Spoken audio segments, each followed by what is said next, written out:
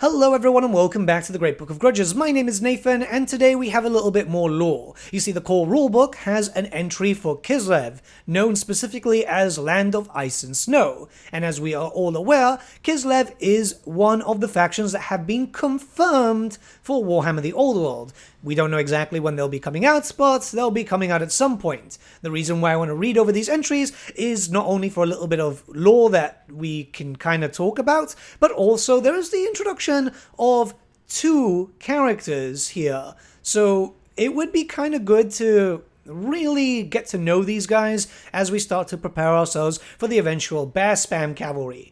And considering how the lists are currently being built with all the gyrocopters, I'm hoping that we'll see just nothing but bear cav. Now, with all that being said, let's not waste any more time and yeah, let's get started. So the first entry is an introduction and then we got 2 pages of lore, so yeah. North of the Empire, the lands turn cold and frozen plains. Frigid lakes and forbidding mountains stretch out towards the crest of the world and the realms of chaos beyond. It is a land that breeds hardy people who must face both an inhospitable environment and constant raids from the north. From this land, the Kingdom of Kislev was born. So again, all the usual stuff. Going further north takes you onto the realms of chaos. This is lore that we've already known, so let's jump into the Kingdom of Kislev. Considered the northernmost outpost of civilization in the Old World and boasting strength and stability to rival the Empire, Kislev has grown rich from trade with the east and south. While its great cities prosper from the wealth harvested from forests and mines, southern men and women think of Kislevites as savage and uncouth, though in truth, they are every bit as cultured and advanced as any human nation.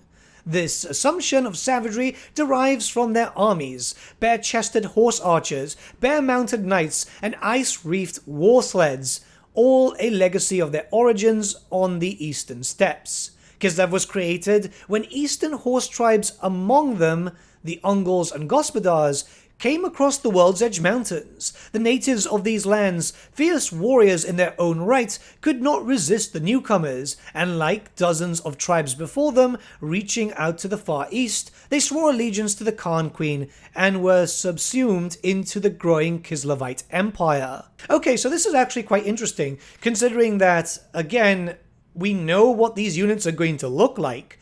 So the horse archers, the war sleds, the bear riders, that's stuff that's going to look like what we have in Total War Warhammer 3. Nice to see the re-establishment that it's not just Gospodars, but Ungals too. I'm very happy about that because there was reason to believe that Ungals were just totally getting written out of the lore, especially since Warhammer 3 kept ignoring them too. And obviously Creative Assembly have to listen to what Games Workshop says regarding all these different types of things. So yeah, I'm pretty happy about that. All in all, yeah, pretty good intro. I really want to see these bare-chested horse archers though. It's units that we haven't really seen just yet. We've seen some Korsovite dervishes, but some proper Ungal horse archers would be phenomenal.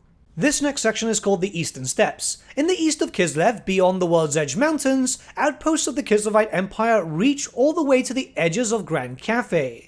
Here, great cities stand, linking the western and eastern reaches of the Warhammer world, a legacy of the mighty tribal empires built by the Khan Queens of old. We're going to continue in just a second, but this is actually kind of important to know because a lot of people were kind of confused. These were mostly the Total War players who have just learnt about Warhammer, but yeah, Kislev was a massive empire. It only starts getting smaller to that of what we see in Total War Warhammer 3 after this setting that we're currently going to be playing through, because chaos just really destroys Kislev. And I mean, all the way up to Prague, it's absolutely insane, and they never really recover from it. Which, as a chaos player myself, I am really excited to be able to live through this, play a campaign like that. It's going to be really, really cool. But let's continue. In the distant east lies Karakosi, a great trade city that unifies the steppe tribes for thousands of miles around. Further west, near the floating mountain, stands the great Rasputia. Yeah, I know, these names are... it's very Warhammer. The crossroads of the world. Roads from Rasputia stretch far to cities and lands across the Warhammer world. Westernmost of the great cities is Zamoyski, and I'm probably butchering these names really badly, so I do apologize. Gateway to the Oblast, standing sentinel at the end of the Skull Road, it marks the point where the east and west meet. Despite the presence of these cities, the Eastern Steppes remain a wild and dangerous place where marauder tribes, hobgoblin raiders, and ogre warbands are a constant threat. Merchants and armies must travel in strength, often forming vast caravans to make the long journey between them. So a few things to note here. Warhammer World, rather than just calling it something else. So they're going back with this world is just called Warhammer, which is kind of classic. I thought they were just going to go with the name Malice, to be honest, because Malice was the name that they gave to it through Age of Sigmar, and to be honest, it's not a bad name. But yeah, let's continue. Again, Kislev is massively large. We know that the hobgoblins are still a thing, ogre warbands, and yes, even though that Kislev is an empire that stretches close to Cathay, there's still going to be the Kurgans, the Hung, and so on. Funny enough, the Kislevites, so the Gospodars and the Ungauls, do actually descend from Kurgan folk. I'm loving the established stuff, right? Because all these cities are likely going to all be destroyed. Well, not even likely. They're all going to be destroyed eventually when we get Asavar Core, and if we get a campaign pack, which is going to push us all the way down there. But yeah, this is great. Honestly, it's great world building, and it's giving us a little bit more context on Kislev, which was desperately needed. So, let's continue. This next section is called the Ice Queen. Long has Kislev been ruled by Khan queens and their offspring. The current ruler is Tsarina Mishenka Romanov, often referred to as the Ice Queen, an honorific granted the female rulers of Kislev because of their mastery of ice magic. This great power is drawn from the land itself, and it has been said to connect the queen to her kingdom, allowing her to shape the winds of magic in startling and unique ways. So what we know from this little paragraph, there's 3 in total for her section, is that, yeah, she's going to be a magic user.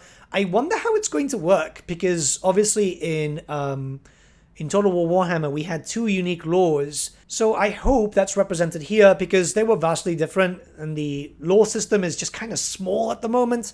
But yeah, let's continue.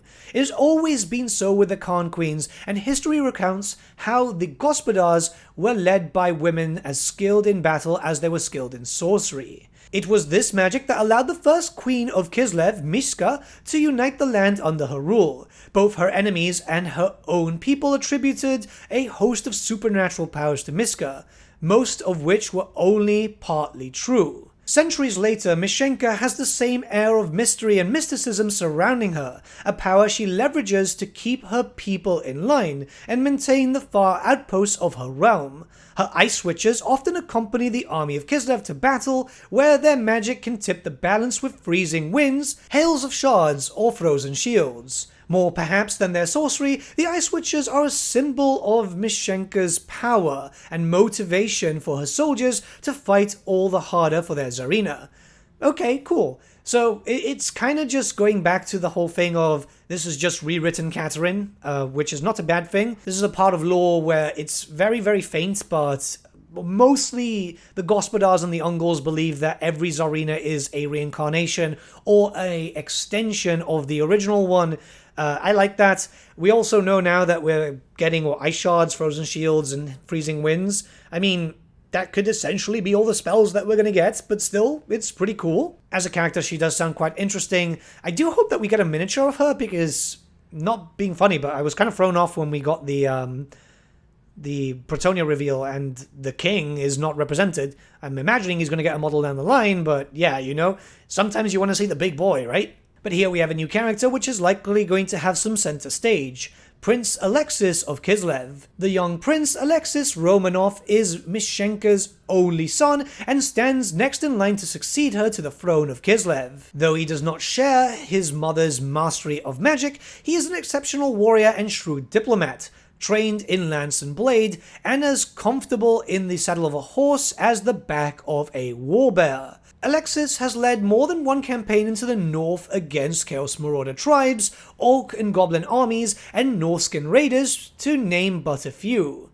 Have you noticed that Norscan is separated? We're going to talk about this in another video, likely tomorrow, but I really do think, especially with the lore in this book, that they're gearing up for Norsca to be its own thing. But let's continue. Much to his mother's consternation, the prince speaks often of his dreams to personally lead his forces beyond the furthest reaches of the Troll Country, expanding the borders of Kislev into the north. When he speaks his thoughts on the kingdom's relationship with the Sigmarite Empire to the south, however, Mishenka is more willing to listen to her son's ambitions. Alexis has often spoken of a need to help create a unified empire under a single leader, for he foresees a time when the Dark Gods will march south and all nations of men must stand as one to oppose them. Unfortunately for Alexis and his mother, they have yet to find someone with the will or vision to unite the fractured southern peoples. This is pretty cool. So they've got this guy as a dream seer, essentially. He can see the future, but it's very muddied. This is obviously foreshadowing to the eventual rise of Magnus the Pious, which we will likely have at some point if there is a campaign pack. It's cool to reference the other parts of the lore too, with the whole situation of, the Empire's fractured, and Kislev is standing as the bulwark, which is going to be referenced a lot in lore, I imagine. I honestly can't wait to see the Kislev miniatures. If they look anything like the ones in Total War, then they're going to be absolutely awesome to paint, that's for sure. The bears are going to be really, really cool. But yeah, it's nice to see Kislev getting its proper lore introduction in the rulebook. It's in the playable races section, so again, those which are the core factions, I really, really hope that we don't have to wait too long for them. It might be sooner than we expect, seeing as they're going to be revealing the next army for Warhammer The Old World next week, which I imagine to be dwarfs, considering the dwarf dice did leak. So this is going to be, hopefully, close that we'll see Kislev and Cafe, and maybe some other stuff that they've got planned, because I tell you what, I want to see more new things. I want to see a massive resurgence when it comes to Warhammer Fantasy, and Old World can do that if everything just goes at a faster pace than any other time that it's happened for Warhammer. Because let's be honest, the reason why Warhammer Fantasy failed was really staggered releases, no updates, and so on. So we need this to hopefully go well. But I don't want to ramble too much about that. What do you guys think about the Kislev lore? Let's have a little bit of discussion in the comments below. And I'll see you all again very, very soon. There's a lot more videos coming out, don't you worry.